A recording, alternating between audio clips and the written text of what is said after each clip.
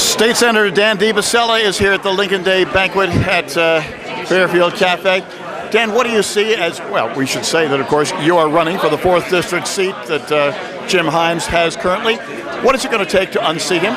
You know, really, people are looking for a return to common sense to government, and Jim Himes, having voted 96% of the time with Nancy Pelosi, is really just representative of the way Washington is headed right now. So I think people are going to look at this election and say, geez, if we like what's going on in Washington, Jim Himes is our guy. If we think there's a better way based in small government, free enterprise, and individual liberty, Dan Debicella is our guy. What kind of response do you think you're going to get if you get elected there with the rest of the Congress to your ideas? You know, my hope is that people are going to be open to him because they're very moderate at the end of the day.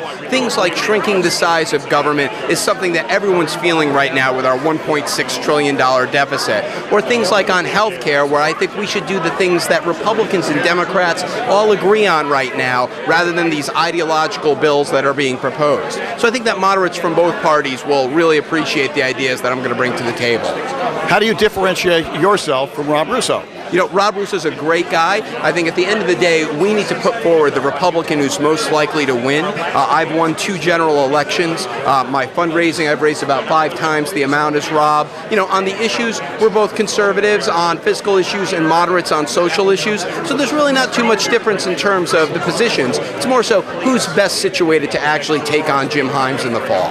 And what is the first thing you would do if you are elected? The first thing that I want to do is actually propose that we repeal the $500 billion of the stimulus money that hasn't been spent, and instead give a 1-year payroll tax cut it in half to give $1,500 to every middle-class family, and a tax break to small businesses.